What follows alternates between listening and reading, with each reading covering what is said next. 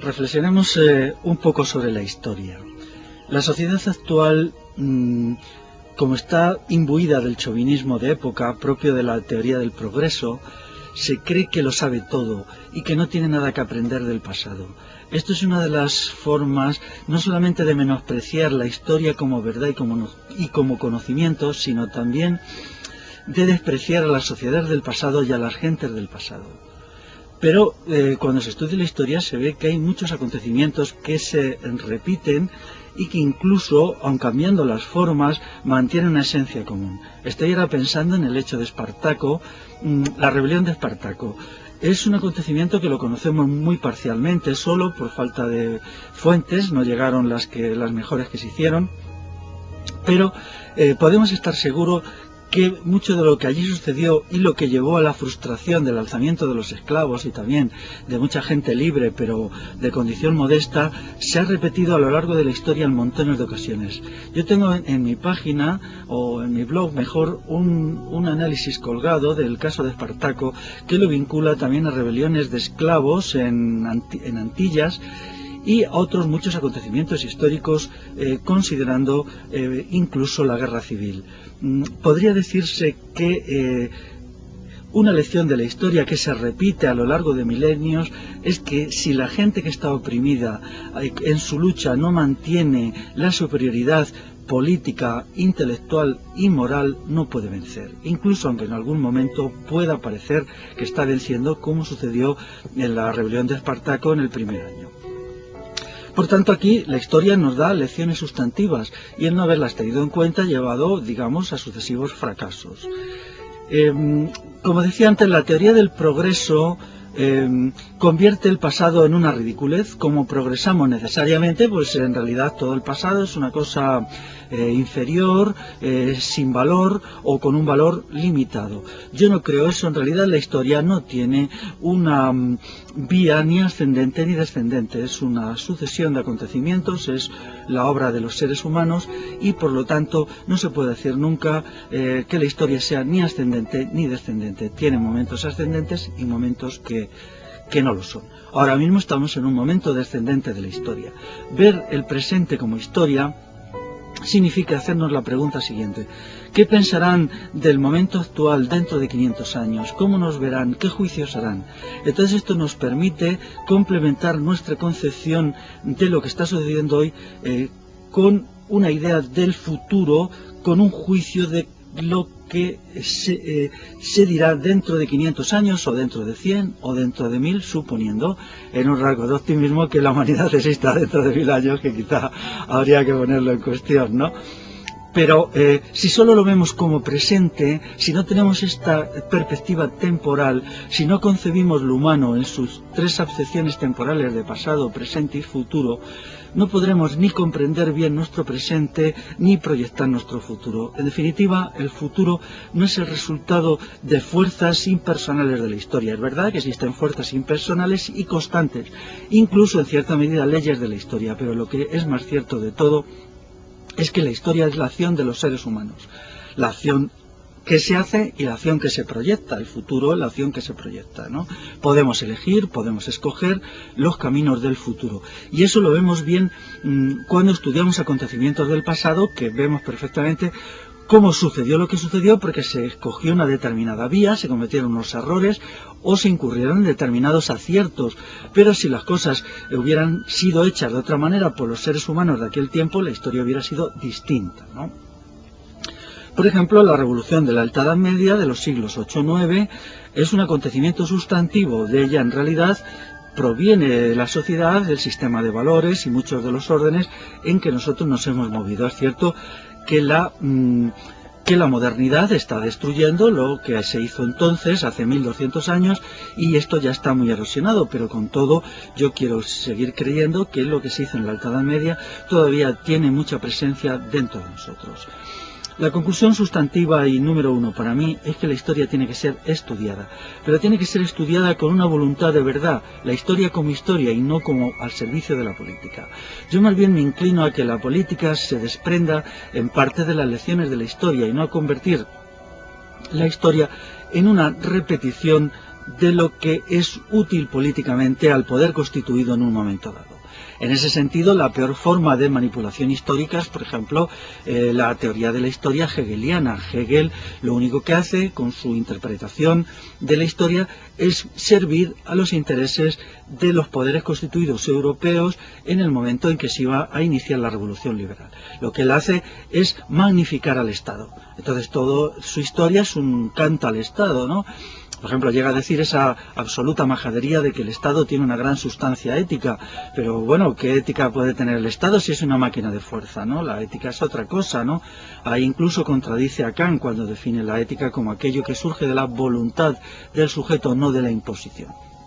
Bueno, la historia hegeliana para mí tiene un defecto fundamental, que no está basado en la historia de los hechos realmente acaecidos, que es una teoría de la historia. Yo me opongo a las teorías de la historia porque son construcciones artificiales, producciones politicistas. En ese sentido también tengo que decir que el marxismo sigue el camino de Hegel y no estudia la historia realmente acaecida y crea esa cosa que se llama el materialismo histórico, que es otra construcción a priori. Mi manera de acercarme a la historia no es esa. Yo procuro estudiar acontecimientos decisivos de la historia con detalle. Digo, eso de estudiar la letra pequeña de la historia. La letra pequeña es entenderla con cuidado, ¿no? No significa que yo no adopte una posición, que es claro, yo formo parte del pueblo, entonces a mí lo que me interesa es la historia del pueblo o de los pueblos, no la historia del Estado, la historia de las instituciones o la historia de la gente con poder. Yo intento comprender la historia de la gente que no tiene poder, ¿no? Pero entenderla con un sentido primero de verdad y segundo práctico, porque solo puede ser práctica si es verdadera. Ya hemos visto en los últimos 150 años a qué han llevado estas interpretaciones especulativas de la historia, han creado muchos problemas y en definitiva muchos procesos revolucionarios han terminado como intentando forzar la realidad a través de campos de concentración, gulags, crímenes varios, ¿no? Esto no puede ser. Creo que si nos situamos más en el marco y sobre el suelo fértil de la historia verdadera, todo esto es innecesario, porque lo que tenemos que hacer es conectar con la realidad. Yo ahora entiendo que mucha de la gente que tiene un compromiso político positivo, de tipo transformador, no presta atención a la historia, y esto es un inconveniente grande, porque necesitamos saber sobre realidades sustantivas. Antes he puesto el caso de Espartaco, pero también el caso de la Alta Edad Media. La Alta Edad Media tiene muchas cosas que enseñar, muchísimas cosas que enseñar. Es una gran revolución de la cosmovisión, de los valores. Por ejemplo, ahora hay mucha gente que escapa de las ciudades les parecen invivibles y repugnantes. Entonces, eso no ha sucedido por primera vez. Ya a partir del siglo IV-V se abandonan las ciudades del mundo romano y surge el monacato cristiano revolucionario. Muchos de los proyectos ahora de la nueva ruralidad tienen mucho en común con aquello. Por ejemplo, muchos de ellos tienen comunidad total de bienes, no admiten la propiedad privada dentro del colectivo, son de origen rural, hay un proyecto implícito y a veces explícito de transformar la sociedad en su conjunto, de tal manera que este pequeño proyecto de una docena de personas o menos puede servir al conjunto de la sociedad. Valoran mucho el trabajo en la huerta, el trabajo productivo. Entonces vemos que se está repitiendo lo mismo que hace 1500 años. Es lo mismo y no es lo mismo, naturalmente, porque las condiciones históricas han variado. Es el mundo rural tradicional que desaparece en los años 60, tiene muchas cosas que enseñarnos para los problemas de hoy. Por lo tanto, esto da la razón a Cicerón cuando dice que la historia es una maestra de la vida, y tenemos que entenderlo así. Pero también necesitamos que se escriban libros de historia que sobre todo tengan que ser objetivos. En ese sentido, a veces yo valoro mucho una historia que es apolítica entre comillas, pero tengo que decir que si está hecha con una voluntad de verdad, con eso basta y es suficiente. Mucho más que quizá una historia muy politizada, que parte de unos criterios a priori, y entonces te va buscando por ahí, pues luego todo, remover la historia un trocito de aquí y otro trocito de allá para sacar las conclusiones que ya se tenían anteriormente. también en la historia reciente, ¿no? La historia reciente, como por ejemplo la historia de la transición del sistema franquista al parlamentarista. Hay muchos libros, pero todavía no hay un libro, o yo no lo conozco, que se preocupe de interpretar todo lo que sucedió con objetividad. Todos son libros demasiado politizados, demasiado parciales, y eso es un acontecimiento de hace 30 años que es decisivo. Estrictamente el orden social que ahora tenemos es el que entonces surge con la Constitución española de 1978. Yo eso ya lo viví con una cierta conciencia y me doy cuenta hasta qué punto se ha puesto en marcha una corriente interpretativa que ignora montones de cosas que la gente que estábamos allí lo vivimos, ¿no? Que es, nos niega, ¿no? Nos niega lo que hicimos la gente entonces, que ya teníamos un compromiso. No digamos otro acontecimiento histórico decisivo, que es la Constitución española, la Constitución, como se llama, Constitución Política de la Monarquía Española de 1812, la Constitución de Cádiz. El próximo año será el bicentenario, y entonces toda la versión que se ha dado oficialmente es disparatada, no tiene en cuenta la realidad de los hechos, ignora acontecimientos decisivos, ignora que esta Constitución y todo el orden político liberal, parlamentarista y partidocrático metió al país en una guerra civil permanente. Eso nadie lo puede negar. Duró más de un siglo, puesto que llegó en realidad la guerra civil de 1936-39, es digamos hasta ahora el último acontecimiento violento que surge de un proyecto político, ideológico, ilegal, que es la Constitución de 1812, que es atroz. Y sin embargo en los colegios se presenta como una maravilla, como un logro, como una realización de la libertad. ¿En qué sentido lo es, no? Se tendría que explicar la historia con objetividad. Eso es imposible pedirlo al sistema actual, porque el sistema académico sirve al sistema político, pero al menos sí nosotras y nosotros, la gente que queremos cambiar el orden constituido y queremos cambiarnos a nosotros mismos como seres humanos, deberíamos estudiar la historia o considerar al menos el pasado con amor. La teoría del progreso nos lleva a despreciar el pasado, las gentes del pasado. A mí eso me duele mucho. Cuando estás viendo, por ejemplo, un monasterio de hace 1000 años y observas la cara de alguna gente que tiene muy interiorizada la teoría del progreso y la idea de la modernidad, y mira con un aire de suficiencia y condescendencia a aquella gente. No se da cuenta a que la gente de 1000 años puede ser, y es muy a menudo, mucho más inteligente que la del presente. No tiene por qué ser peor. Ellos se enfrentaron a problemas muy complicados, dieron respuestas como pudieron, igual que nosotros lo intentamos hacer. Por lo tanto, la historia tiene que ser como un vínculo emocional, también un vínculo emocional con la gente del pasado. Les debemos respeto, les debemos cariño, les debemos comprensión, pero una comprensión intelectual. Se enfrentaron a tales problemas y dieron estas soluciones. Y a toda esta gente sabidilla y llena de la arrogancia típica de la modernidad, yo le diría: ¿nosotros vamos a ser mejores que la gente del pasado? Bueno, ya veremos. ¿A los problemas de hoy le vamos a dar mejores respuestas que la gente de antes? Pues no es seguro, no es seguro. Ahora mismo estamos en una crisis económica y de todo tipo muy grave, y esto se nos dijo solo hace 5 o 6 años que la sociedad actual nunca entraría en crisis porque era perfecta, porque era tecnológicamente maravillosa, porque era económicamente, vamos, imbatible, porque tenía un sistema educativo magnífico, y ahora empezamos a vivir entre ruinas, ¿no? Esta sociedad ya da un carácter de cochambre y de ruinas solo con 3 años de crisis económica. Me pregunto cómo haya 10 más, ¿qué va a ser de esto, no? Bueno, pues sin embargo muchas sociedades del pasado han superado momentos críticos y muy difíciles, ¿no? Y los han superado con una capacidad de reflexión, de convivencia, de ayuda mutua que hoy no existe, desgraciadamente. Y esas cosas las podemos aprender en el pasado, ¿no? Ahora a veces ahí está muy de moda el catastrofismo, por esto y por lo otro, el catastrofismo tal. Bueno, la humanidad ha tenido episodios históricos terribles, ¿no? Y han salido adelante. No quiero caer en un optimismo necio, pero sí es verdad que tenemos que ver también el pasado, la historia, en los elementos positivos, los momentos de avance y los momentos de catástrofe y regresión. Yo pienso ahora, por ejemplo, en la crisis del siglo XIV, un hecho inesperado, una cuestión que es muy difícil de explicar. Yo mismo la he estudiado desde hace quizá 20 años y no he llegado a ninguna conclusión. Muchos territorios europeos pierden una parte sustantiva de su población en 40 años.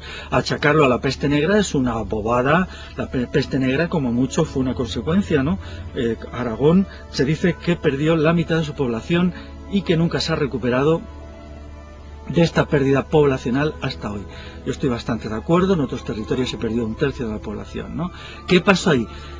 Bueno, pues es de una complejidad enorme. Yo entiendo que hubo un colapso de un sistema de creencias que sepultó a la gente como en una depresión, en una catástrofe. El cambio que se da de la sociedad concejil, comunal y consuetudinaria en los siglos XIII-XIV a una sociedad con Estado origina como una pérdida de las ganas de vivir de amplios sectores de la población, que esto lleva al desastre. Por lo tanto, frente a las explicaciones puramente fisiologistas de que es que llegó la peste negra y tal, pues hay que ver al ser humano en su integridad, como psique, como espíritu, como conciencia, ¿no?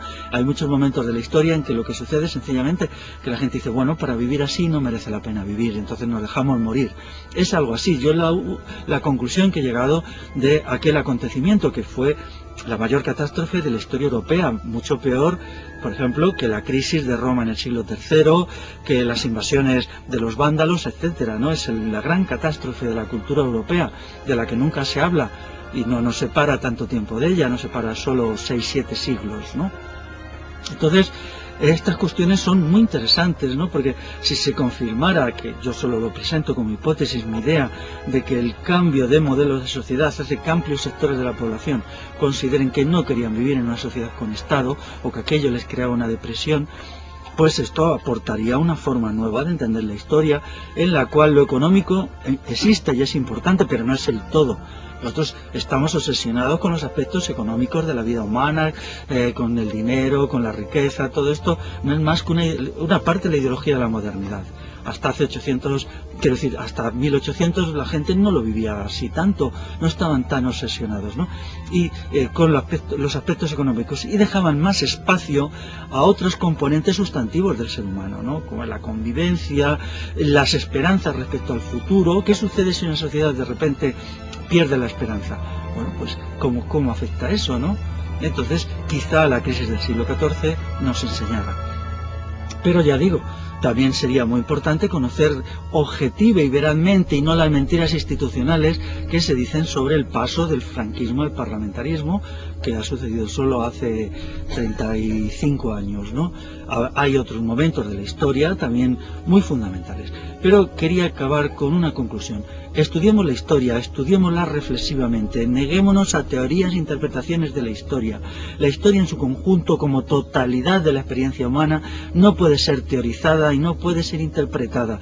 Lo más que podemos hacer es conocer este periodo histórico, este otro, entenderlo a fondo, ¿no? Elegir momentos fundamentales y resistirnos a las versiones a lo Hegel o a cualquier otra. Afortunadamente ahora no hay esas interpretaciones totalizantes, y el peligro va en otra dirección, que es desentenderse de los procesos históricos y vivir solo un presente muy ramplón, muy chato, muy a ras de suelo, que nos priva de un componente sustantivo, que es la grandeza. La grandeza de ánimo nos la da la historia, y vivir el presente con grandeza de ánimo, elevándonos por encima de lo inmediato, de lo cotidiano, nos amplía nuestra capacidad de prever, de planear, de proyectar, y también de cambiar, de resistir y, como no, de luchar. Y esto es algo que la historia nos proporciona.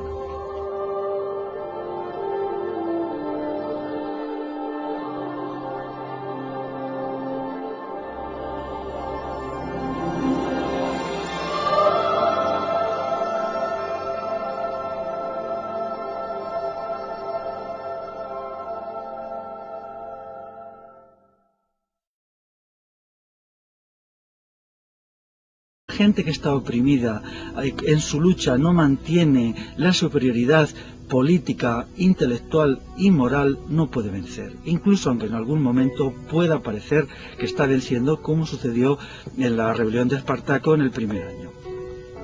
Por tanto, aquí la historia nos da lecciones sustantivas, y el no haberlas tenido en cuenta ha llevado, digamos, a sucesivos fracasos.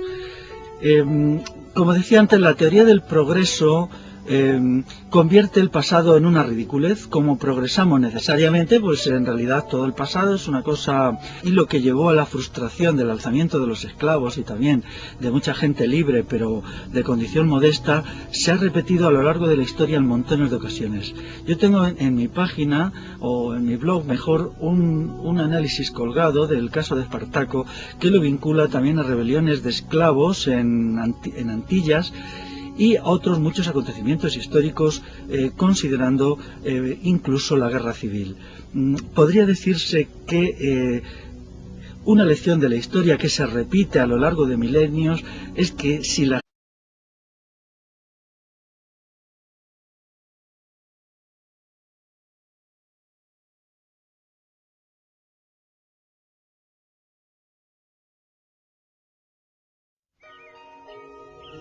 reflexionemos un poco sobre la historia. La sociedad actual, como está imbuida del chauvinismo de época propio de la teoría del progreso, se cree que lo sabe todo y que no tiene nada que aprender del pasado. Esto es una de las formas no solamente de menospreciar la historia como inferior, sin valor o con un valor limitado. Yo no creo eso. En realidad la historia no tiene una vía ni ascendente ni descendente. Es una sucesión de acontecimientos, es la obra de los seres humanos y por lo tanto no se puede decir nunca que la historia sea ni ascendente ni descendente. Tiene momentos ascendentes y momentos que no lo son. Ahora mismo estamos en un momento descendente de la historia. Ver el presente como historia significa hacernos la pregunta siguiente: ¿qué pensarán del momento como verdad y como conocimiento, sino también de despreciar a las sociedades del pasado y a las gentes del pasado? Pero cuando se estudia la historia se ve que hay muchos acontecimientos que se repiten y que incluso, aun cambiando las formas, mantienen una esencia común. Estoy ahora pensando en el hecho de Espartaco, la rebelión de Espartaco. Es un acontecimiento que lo conocemos muy parcialmente, solo por falta de fuentes, no llegaron las mejores que se hicieron, pero podemos estar seguros que mucho de lo que allí sucedió